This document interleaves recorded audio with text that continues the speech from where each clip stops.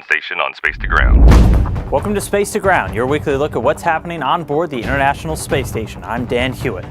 A lot of activity took place this week in the Japanese experiment module, also known as Kibo. The largest single habitable element on the ISS, Kibo houses a special airlock used to transfer experiments to the outside of the station. The crew worked to install an attachment to the module's robotic arm called the Small Fine Arm. The new hardware is about 6 feet in length and can handle delicate operations on Kibo's exposed facility. World Cup excitement came to a head on the station this week with the highly anticipated matchup between the U.S. and Germany. U.S. astronaut Steve Swanson and Reid Wiseman and German astronaut Alexander Gerst even placed a little side bet to make things a little more interesting.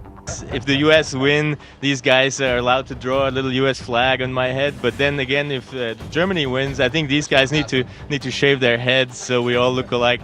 Make sure to check in and see if Steve and Reid took a trip to the ISS barbershop. Have you ever had trouble sleeping when the sun is up? Well, imagine how you might feel if the sun rose 16 times a day. A study called Circadian Rhythms is looking to track how astronauts' sleep cycles change while they're in space, and this week, Reid Wiseman was the test subject. Right now I have a sensor on my forehead, which is not the most glamorous experiment, but they're measuring my body temperature over a 2.5-day period just to see what space does to your sleep cycles.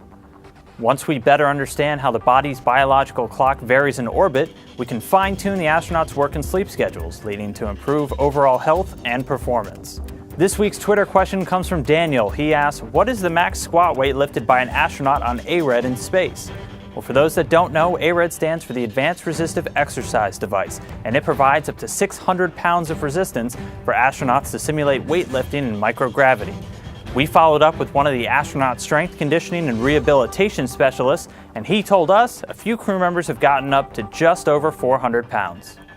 Make sure to keep sending your questions and comments using the hashtag #SpaceToGround. We'll see you next week.